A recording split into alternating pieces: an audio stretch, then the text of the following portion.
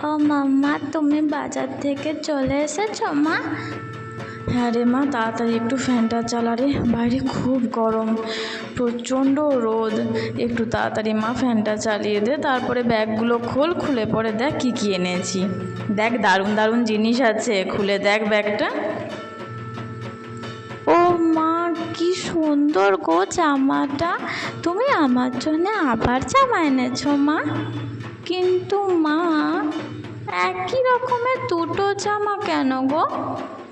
আরে একটা হলো ঢাকি কাকুর মেয়ের আর একটা তোর, একই রকমের এনেছি দুজনের জন্য।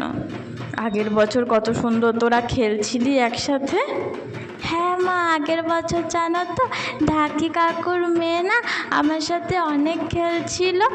আর জানো, কাকু না আমাকে ঢাক বাজানোও শিখিয়ে দিয়েছিল। মা, আমি বলছি কি, চন্দ্রিমাকে একটা চকলেটও কিনে দেবে, হ্যাঁ মা? হ্যাঁ রে, পুজোতে তোদের দুজনকেই আমি চকলেট কিনে দেবো। ও মাম্মা, এবারও আমি মণ্ডপে কিন্তু চন্দ্রিমার সাথে অনেক আনন্দ করব, অনেক খেলবো, ঠিক আছে মা? হ্যাঁ রে মা, খেলবি, আনন্দ করবি, পুজো তো এই কারণেই, আনন্দ করার জন্যেই তো। ঠিক আছে, এখন চল খেয়ে নিবি কিছু।